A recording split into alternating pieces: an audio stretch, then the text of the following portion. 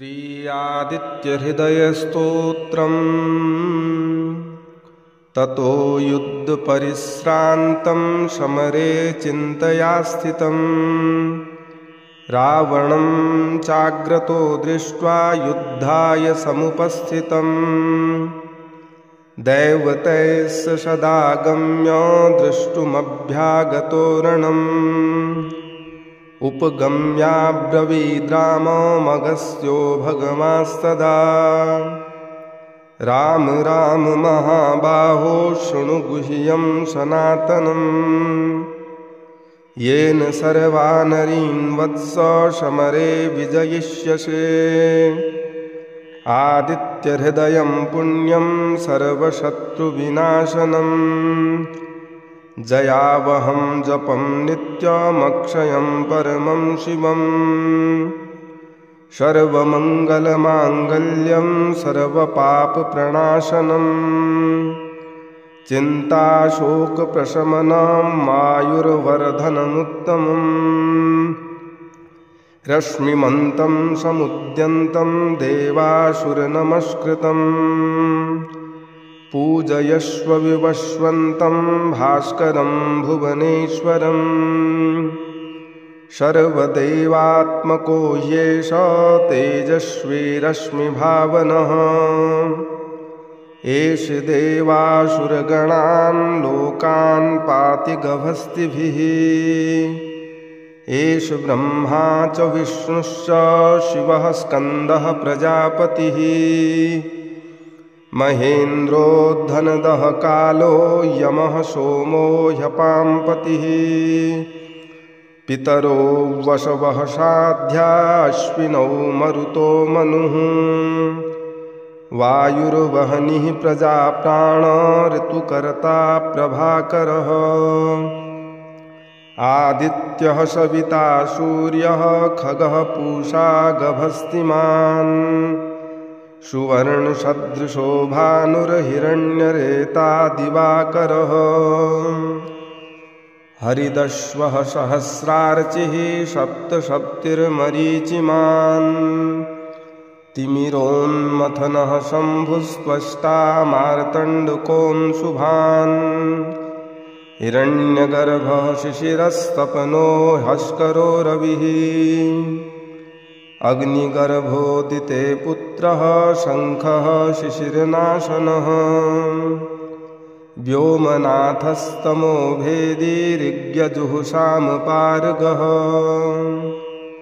घनवृष्टिरपां मित्रो विद्यवीतिप्लवङ्गमः आतपी मण्डली मृत्युः पिङ्गलः सर्वतापनः कविर्विश्वो महातेजा रक्तः सर्वभवोद्भवः नक्षत्रग्रहताराणामधिपो विश्वभावनः तेजसामपि तेजस्वी द्वादशात्मान्नमोऽस्तु ते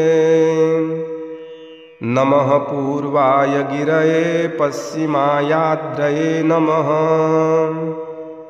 ज्योतिर्गणानां पतये दिनाधिपतये नमः जयाय जयभद्राय हर्यश्वाय नमो नमः नमो नमः सहस्रांशो आदित्याय नमो नमः नमः उग्राय वीराय शारंगाय नमो नमः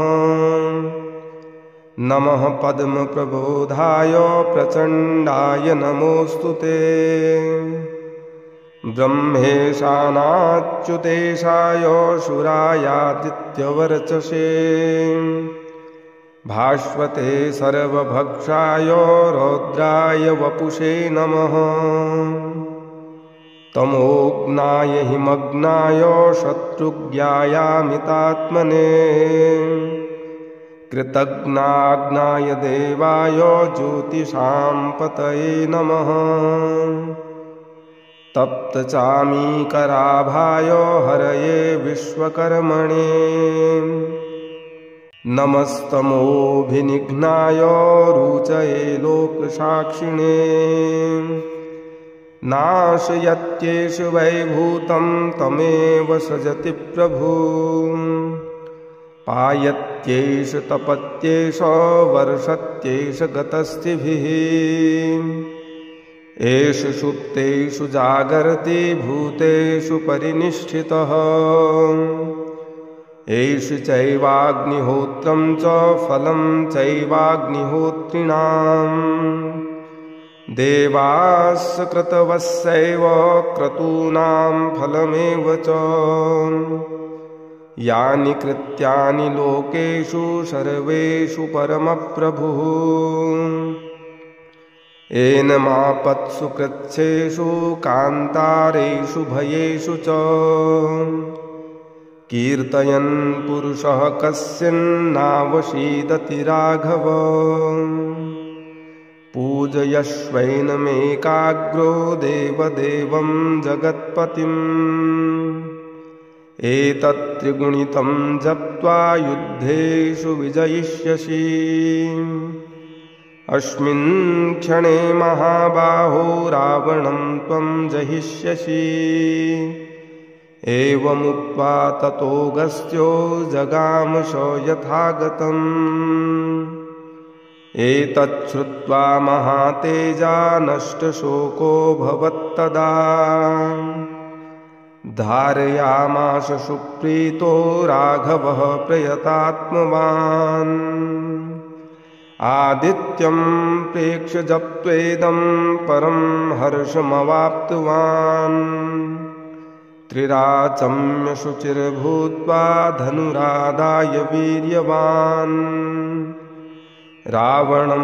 प्रेक्ष्य हृष्टात्मा जयार्थं समुपागमत् सर्वयत्नेन महता व्रतस्तस्य वधे भवत् अथिरवरवदन्निरीक्ष्य रामं मुदितमनाः परमं प्रहस्यमाणः निशिचरपतिसंशयं विदित्वा सुरगणमध्यगतो वचस्त्वरेति इति आदित्यहृदयस्तोत्रम् सम्पूर्णम्। श्री आदित्यहृदयस्तोत्रम्। ततो युद्धपरिश्रान्तं समरे चिन्तया स्थितं रावणं चाग्रतो दृष्ट्वा युद्धाय समुपस्थितं दैवतैश्च सदागम्य द्रष्टुमभ्यागतो रणम् उपगम्याब्रवीद्राममगस्त्यो भगवांस्तदा राम राम महाबाहो शृणु गुह्यं सनातनम् येन सर्वानरीन् वत्स समरे विजयिष्यसे आदित्यहृदयं पुण्यं सर्वशत्रुविनाशनम् जयावहं जपं नित्यमक्षयं परमं शिवम् सर्वमङ्गलमाङ्गल्यं सर्वपापप्रणाशनम् चिन्ताशोकप्रशमनं आयुर्वर्धनमुत्तमम् रश्मिमन्तं समुद्यन्तं देवासुरनमस्कृतम्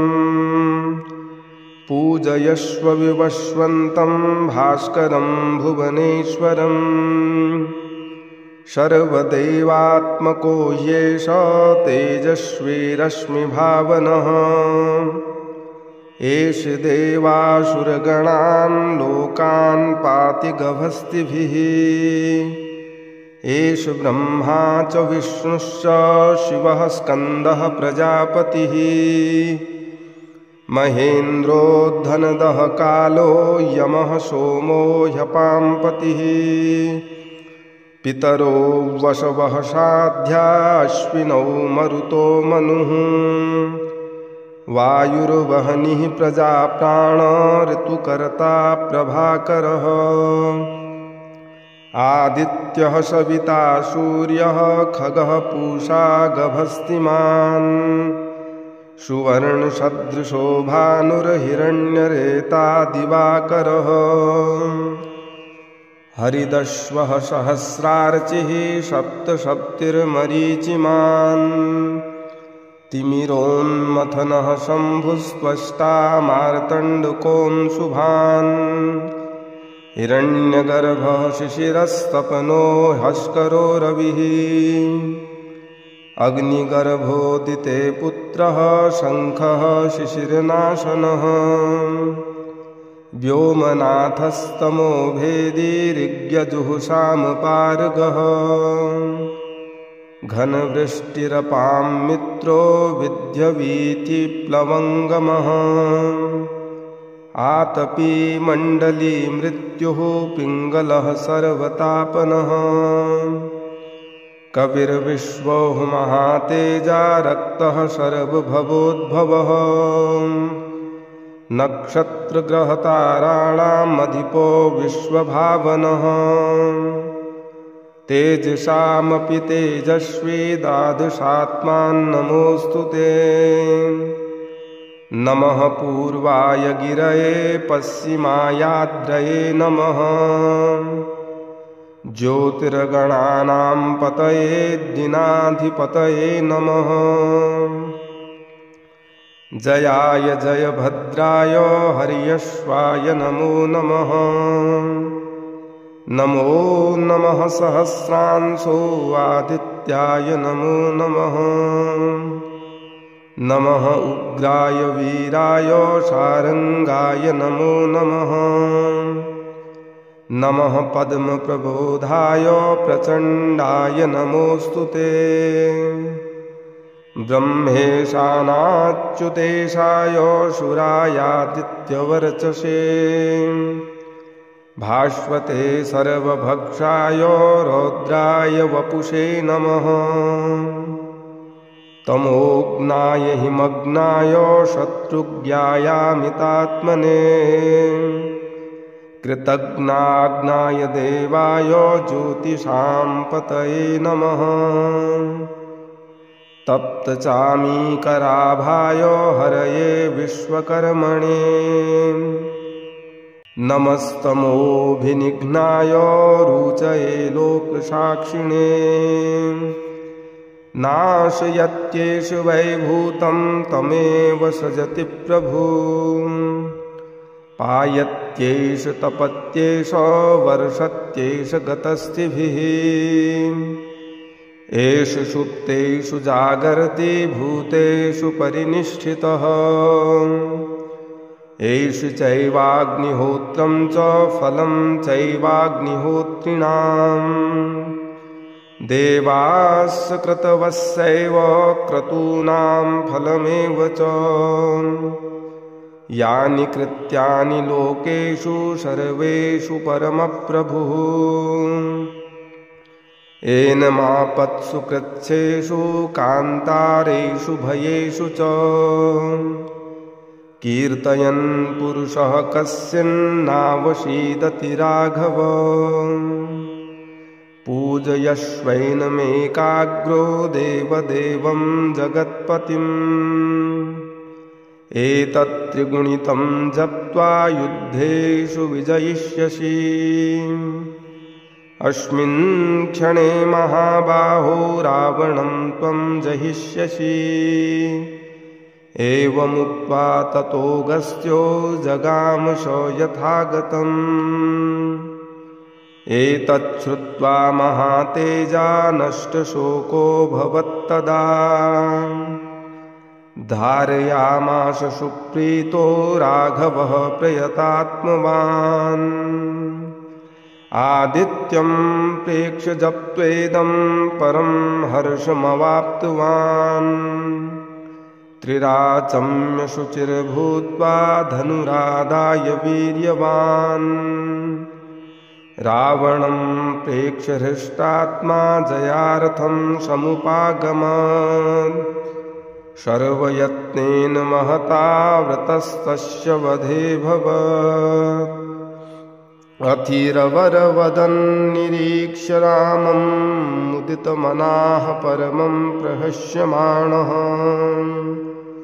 निशिचरपतिसंशयं विदित्वा शुरगणमध्यगतो वचस्त्वरेति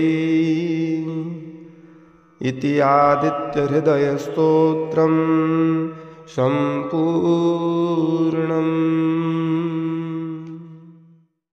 श्री आदित्यहृदयस्तोत्रम्। ततो युद्धपरिश्रान्तं समरे चिन्तया स्थितं रावणं चाग्रतो दृष्ट्वा युद्धाय समुपस्थितं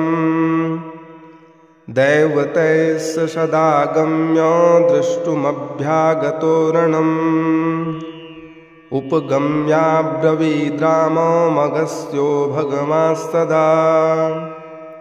राम राम महाबाहो शृणु गुह्यं सनातनम् येन सर्वानरीन् वत्स समरे विजयिष्यसे आदित्यहृदयं पुण्यं सर्वशत्रुविनाशनम्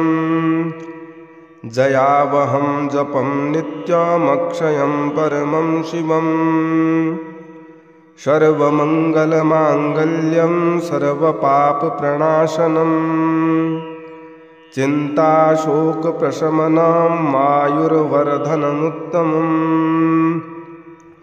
रश्मिमन्तं समुद्यन्तं देवासुरनमस्कृतम् पूजयस्व विवस्वन्तं भास्करं भुवनेश्वरम् सर्वदेवात्मको येष तेजस्वी रश्मिभावनः एष देवासुरगणान् लोकान् पाति गभस्तिभिः एष ब्रह्मा च विष्णुश्च शिवः स्कन्दः प्रजापतिः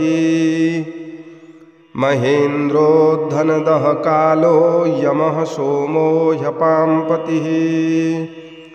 पितरो वसवः साध्या अश्विनौ मरुतो मनुः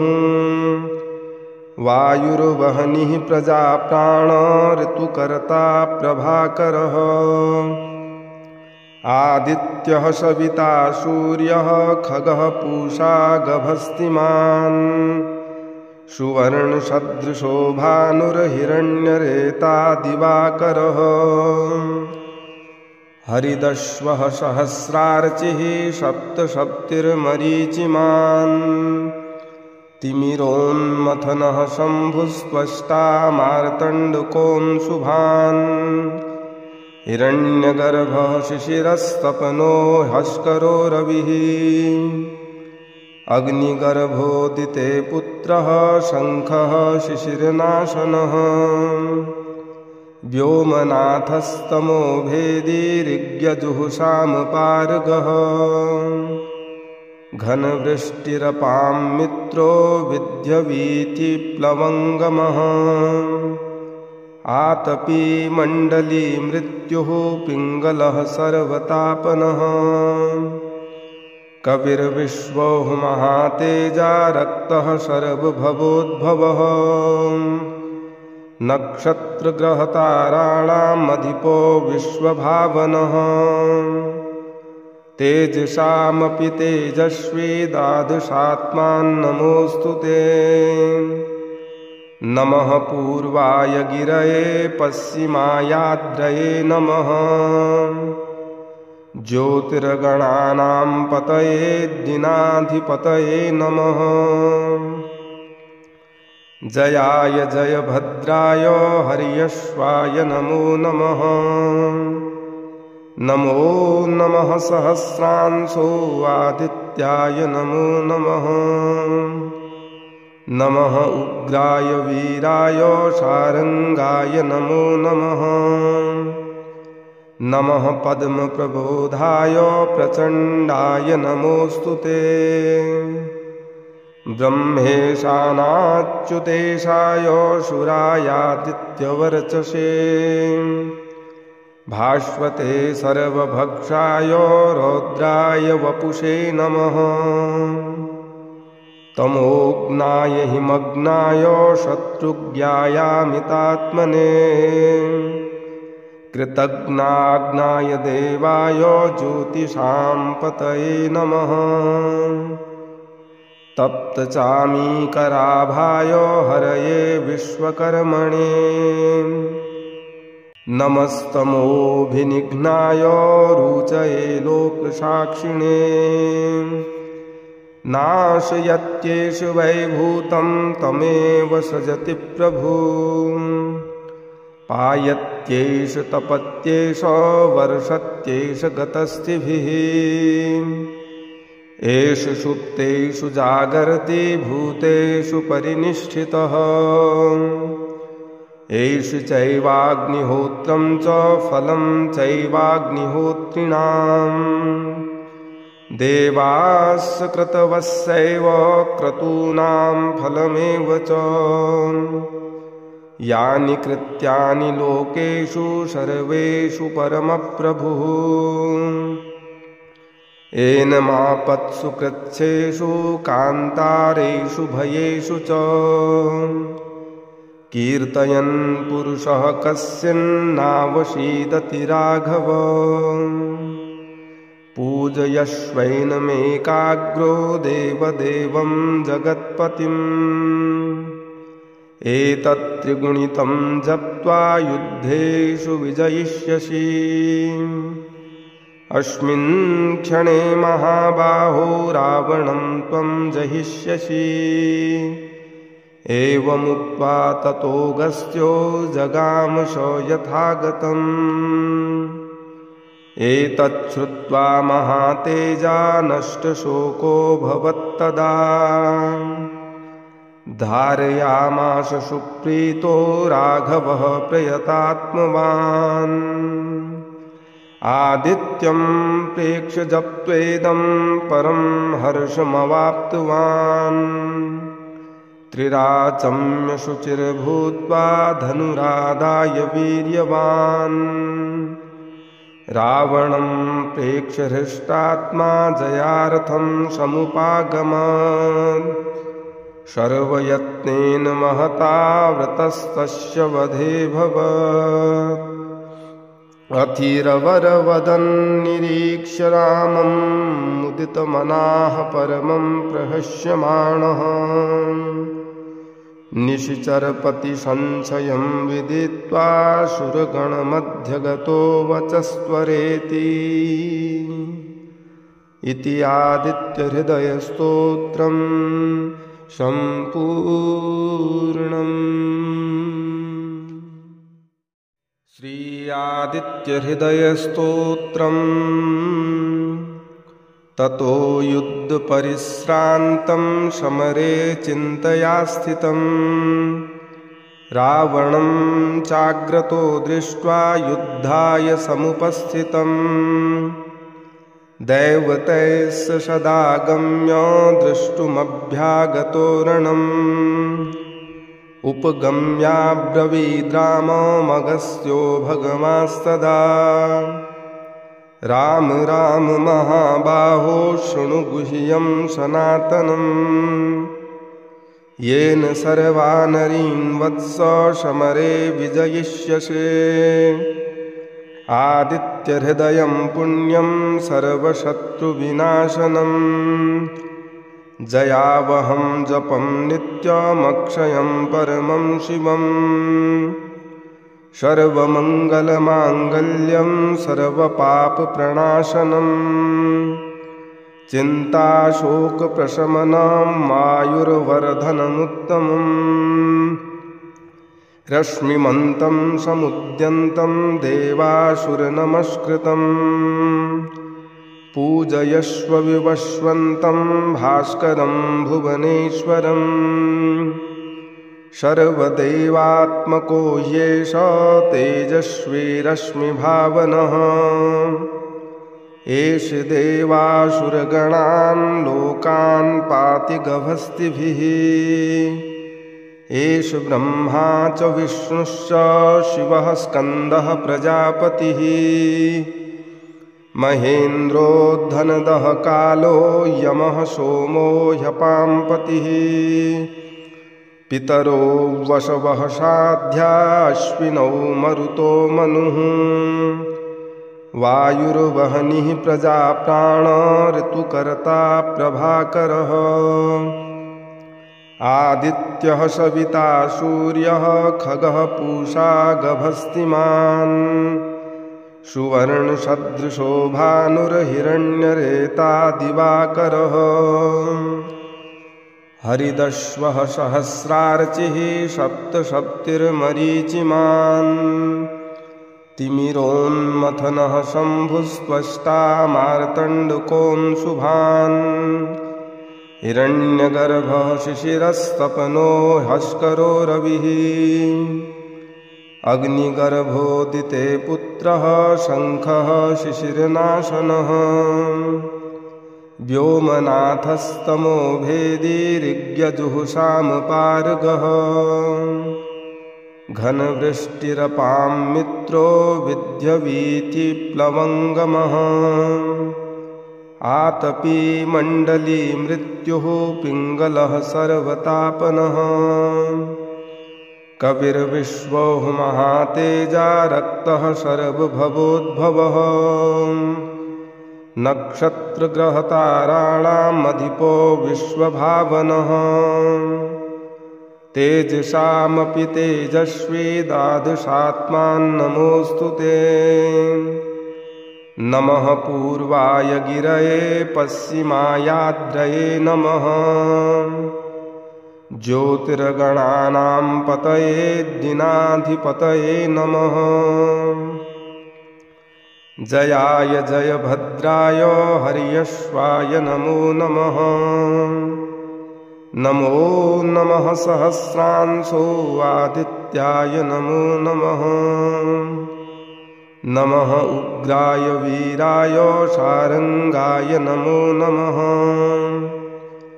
नमः पद्मप्रबोधाय प्रचण्डाय नमोऽस्तु ते ब्रह्मेशानाच्युतेशाय शूरायादित्यवर्चसे भास्वते सर्वभक्षाय रौद्राय वपुषे नमः तमोघ्नाय हिमग्नाय शत्रुज्ञायामितात्मने कृतघ्नाग्नाय देवाय ज्योतिषां पतये नमः तप्तचामीकराभाय हरये विश्वकर्मणे नमस्तमोभिनिघ्नाय रुचये लोकसाक्षिणे नाशयत्येष वैभूतं तमेव सजति प्रभु पायत्येष तपत्येष वर्षत्येष गतस्तिभिः एष सुप्तेषु जागर्ति भूतेषु परिनिष्ठितः एष चैवाग्निहोत्रं च फलं चैवाग्निहोत्रिणाम् देवास्य क्रतवस्यैव क्रतूनां फलमेव च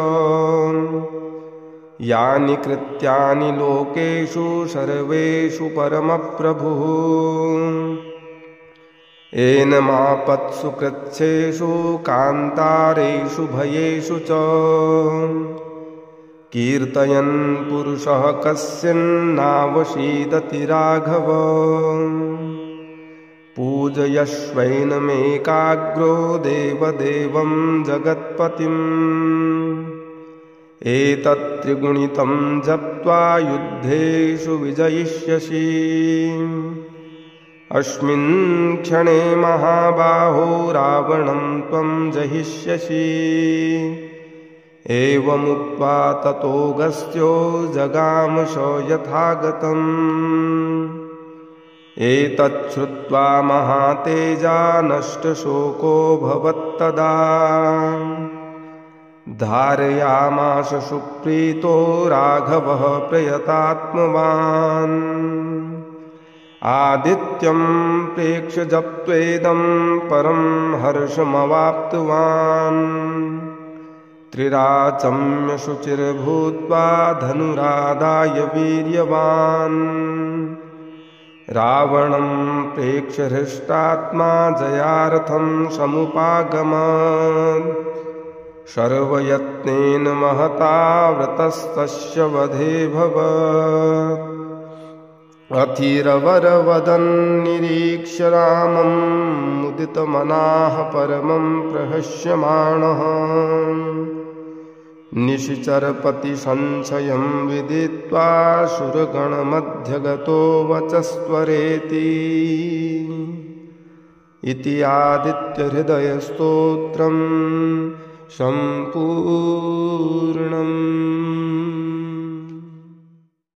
श्री आदित्यहृदयस्तोत्रम्। ततो युद्धपरिश्रान्तं समरे चिन्तया स्थितं रावणं चाग्रतो दृष्ट्वा युद्धाय समुपस्थितं दैवतैश्च सदागम्य द्रष्टुमभ्यागतो रणम् उपगम्याब्रवीद्राममगस्त्यो भगवांस्तदा राम राम महाबाहो शृणु गुह्यं सनातनम् येन सर्वानरीन् वत्स समरे विजयिष्यसे आदित्यहृदयं पुण्यं सर्वशत्रुविनाशनम् जयावहं जपं नित्यमक्षयं परमं शिवम् सर्वमङ्गलमाङ्गल्यं सर्वपापप्रणाशनम् चिन्ताशोकप्रशमनं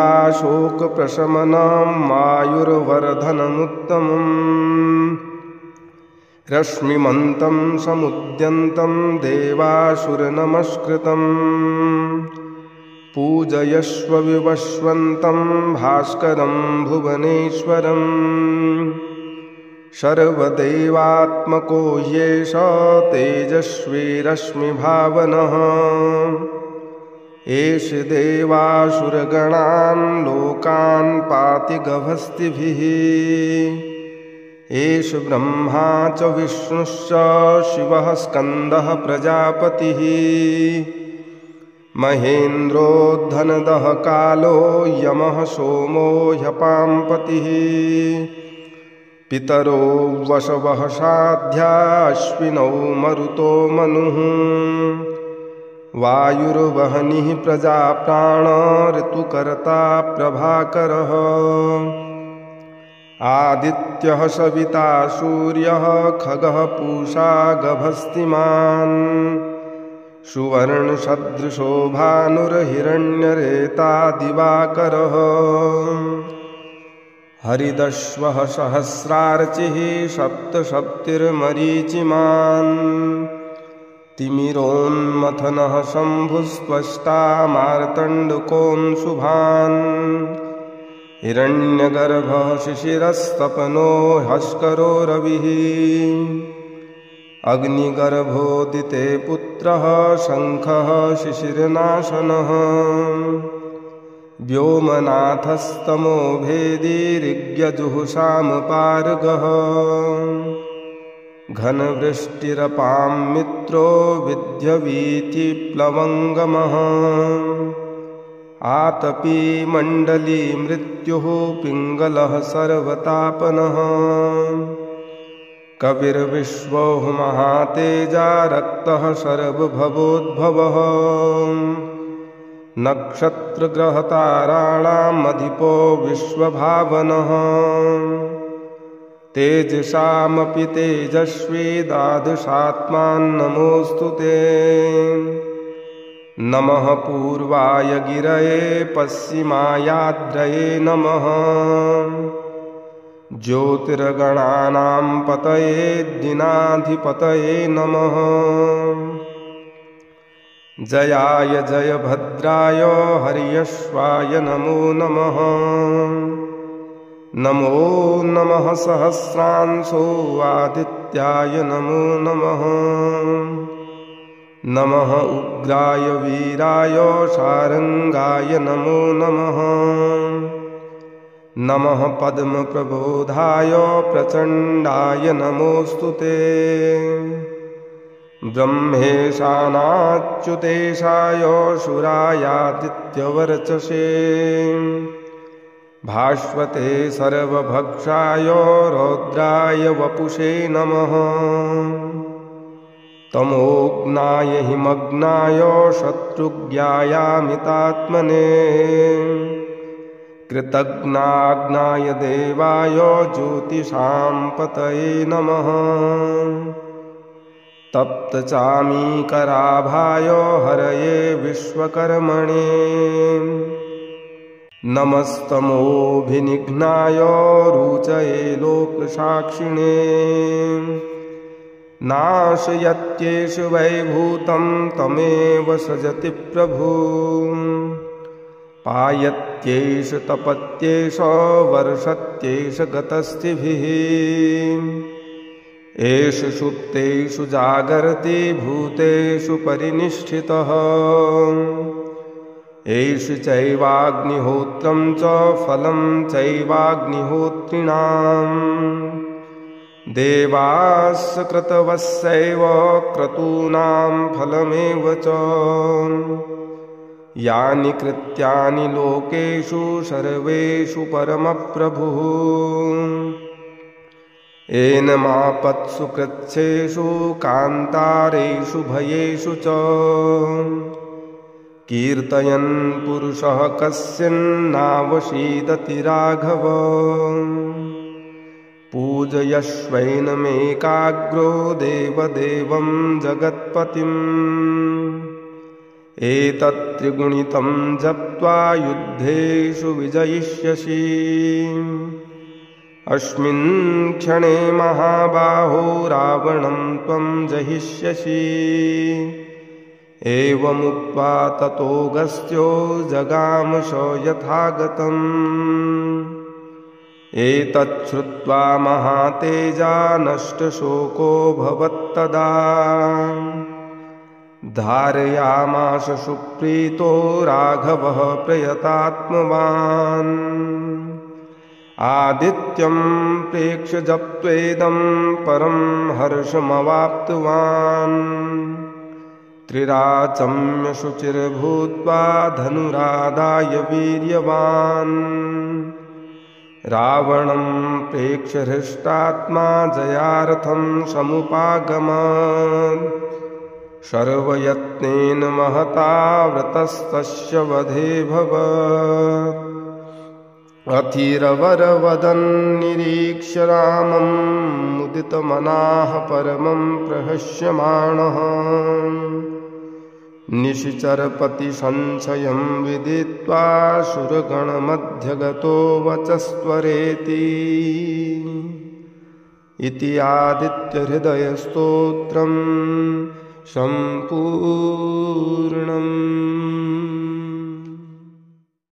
श्री आदित्यहृदयस्तोत्रम् ततो युद्धपरिश्रान्तं समरे चिन्तया स्थितं रावणं चाग्रतो दृष्ट्वा युद्धाय समुपस्थितं दैवतैः सदागम्य द्रष्टुमभ्यागतो रणम् उपगम्याब्रवीद्राममगस्त्यो भगवांस्तदा राम राम महाबाहो शृणु गुह्यं सनातनम् येन सर्वानरीन् वत्स समरे विजयिष्यसे आदित्यहृदयं पुण्यं सर्वशत्रुविनाशनम् जयावहं जपं नित्यमक्षयं परमं शिवम् सर्वमङ्गलमाङ्गल्यं सर्वपापप्रणाशनम् चिन्ताशोकप्रशमनं आयुर्वर्धनमुत्तमम् रश्मिमन्तं समुद्यन्तं देवासुरनमस्कृतम् पूजयस्व विवस्वन्तं भास्करं भुवनेश्वरम् सर्वदेवात्मको येष तेजस्वी रश्मिभावनः एष देवासुरगणान् लोकान् पाति गभस्तिभिः एष ब्रह्मा च विष्णुश्च शिवः स्कन्दः प्रजापतिः महेन्द्रो धनदः कालो यमः सोमो ह्यपाम्पतिः पितरो वसवः साध्या अश्विनौ मरुतो मनुः वायुर्वहनिः प्रजाप्राण ऋतुकर्ता प्रभाकरः आदित्यः सविता सूर्यः खगः पूषा गभस्तिमान् सुवर्णसदृशो भानुर्हिरण्यरेता दिवाकरः हरिदश्वः सहस्रार्चिः सप्तसप्तिर्मरीचिमान् तिमिरोन्मथनः शम्भुस्त्वष्टा मार्तण्डकोऽंशुभान् हिरण्यगर्भः शिशिरस्तपनो ह्यस्करो रविः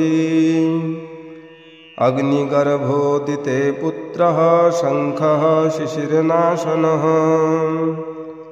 व्योमनाथस्तमो भेदी ऋग्यजुःसामपार्गः घनवृष्टिरपां मित्रो विद्यवीतिप्लवङ्गमः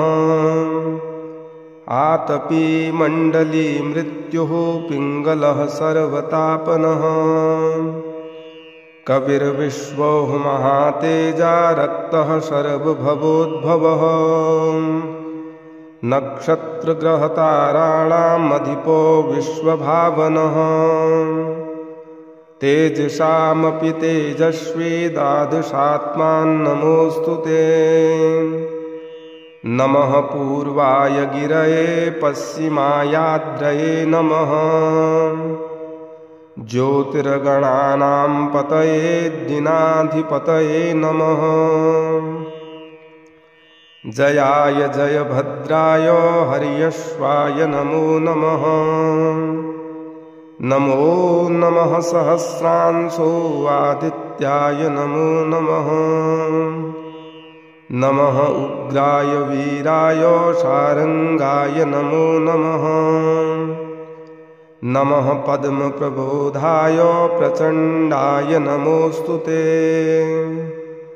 ब्रह्मेशानाच्युतेशाय सुरायादित्यवर्चसे भास्वते सर्वभक्षाय रौद्राय वपुषे नमः तमोघ्नाय हिमग्नाय शत्रुज्ञायामितात्मने कृतघ्नाग्नाय देवाय ज्योतिषां पतये नमः तप्तचामीकराभाय हरये विश्वकर्मणे नमस्तमोभिनिघ्नाय रुचये लोकसाक्षिणे नाशयत्येष वैभूतं तमेव सजति प्रभु पायत्येष तपत्येष वर्षत्येष गतस्थिभिः एष सुप्तेषु जागर्ति भूतेषु परिनिष्ठितः एष चैवाग्निहोत्रं च फलं चैवाग्निहोत्रिणाम् देवास्य क्रतवस्यैव क्रतूनां फलमेव च यानि कृत्यानि लोकेषु सर्वेषु परमप्रभुः एनमापत्सु कृच्छ्रेषु कान्तारेषु भयेषु च कीर्तयन् पुरुषः कस्यन्नावसीदति राघव पूजयश्वैनमेकाग्रो देवदेवं जगत्पतिम् एतत्त्रिगुणितं जप्त्वा युद्धेषु विजयिष्यसि अस्मिन् क्षणे महाबाहो रावणं त्वं जहिष्यसि एवमुक्त्वा ततोऽगस्त्यो जगाम स यथागतम् एतच्छ्रुत्वा महातेजा नष्टशोको भवत्तदा धारयामास सुप्रीतो राघवः प्रयतात्मवान् आदित्यं प्रेक्ष्य जप्त्वेदं परं हर्षमवाप्तवान् त्रिराचम्य शुचिर्भूत्वा धनुरादाय वीर्यवान् रावणं प्रेक्ष्य हृष्टात्मा जयार्थं समुपागमत् सर्वयत्नेन महता व्रतस्तस्य वधे भवत् अथिरवरवदन्निरीक्ष्य रामं मुदितमनाः परमं प्रहस्यमाणः निशिचरपतिसंशयं विदित्वा सुरगणमध्यगतो वचस्त्वरेति इति आदित्यहृदयस्तोत्रम् सम्पूर्णम्।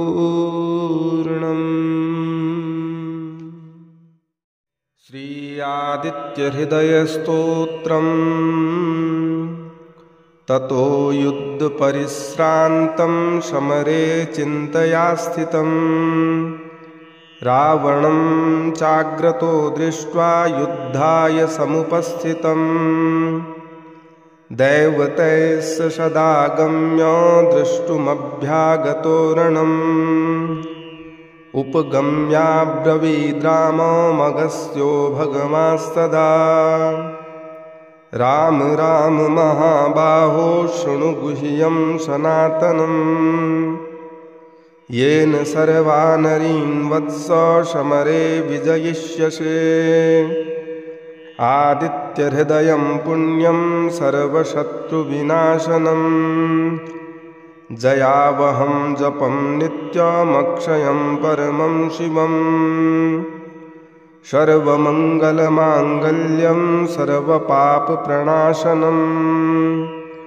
चिन्ताशोकप्रशमनं मायुर्वर्धनमुत्तमम् रश्मिमन्तं समुद्यन्तं देवासुरनमस्कृतम् पूजयस्व विवस्वन्तं भास्करं भुवनेश्वरम् सर्वदेवात्मको ह्येष तेजस्वी रश्मिभावनः एष देवासुरगणान् लोकान् पाति गभस्तिभिः एष ब्रह्मा च विष्णुश्च शिवः स्कन्दः प्रजापतिः महेन्द्रो धनदः कालो यमः सोमो ह्यपाम्पतिः पितरो वसवः साध्या अश्विनौ मरुतो मनुः वायुर्वहनिः प्रजाप्राण ऋतुकर्ता प्रभाकरः आदित्यः सविता सूर्यः खगः पूषा गभस्तिमान् सुवर्णसदृशो भानुर्हिरण्यरेता दिवाकरः हरिदश्वः सहस्रार्चिः सप्तसप्तिर्मरीचिमान् तिमिरोन्मथनः शम्भुस्त्वष्टा मार्तण्डकोऽंशुभान् हिरण्यगर्भः शिशिरस्तपनो हस्करो रविः अग्निगर्भोदिते पुत्रः शङ्खः शिशिरनाशनः व्योमनाथस्तमो भेदी ऋग्यजुःसामपारगः घनवृष्टिरपां मित्रो विद्यवीतिप्लवङ्गमः आतपी मण्डली मृत्युः पिङ्गलः सर्वतापनः कविर्विश्वो महातेजा रक्तः सर्वभवोद्भवः नक्षत्रग्रहताराणामधिपो विश्वभावनः तेजसामपि तेजस्वी द्वादशात्मान्नमोऽस्तु ते नमः पूर्वाय गिरये पश्चिमायाद्रये नमः ज्योतिर्गणानां पतये दिनाधिपतये नमः जयाय जयभद्राय हर्यश्वाय नमो नमः नमो नमः सहस्रांशो आदित्याय नमो नमः। नमः उग्राय वीराय शारंगाय नमो नमः। नमः पद्मप्रबोधाय प्रचण्डाय नमोऽस्तुते। ब्रह्मेशानाच्युतेशाय शूरायादित्यवर्चसे। भास्वते सर्वभक्षाय रौद्राय वपुषे नमः। तमोघ्नाय हिमग्नाय शत्रुज्ञायामितात्मने। कृतघ्नाग्नाय देवाय ज्योतिषां पतये नमः। तप्तचामीकराभाय हरये विश्वकर्मणे। नमस्तमोभिनिघ्नाय रुचये लोकसाक्षिणे। नाशयत्येष वैभूतं तमेव सृजति प्रभु। पायत्येष तपत्येष वर्षत्येष गतस्थिभिः। एष सुप्तेषु जागर्ति भूतेषु परिनिष्ठितः। एष चैवाग्निहोत्रं च फलं चैवाग्निहोत्रिणाम्। देवास्य क्रतवस्यैव क्रतूनां फलमेव च।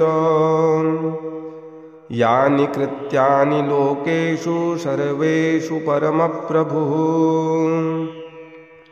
एनमापत्सु कृच्छ्रेषु कान्तारेषु भयेषु च। कीर्तयन् पुरुषः कस्मिन्नावसीदति राघव।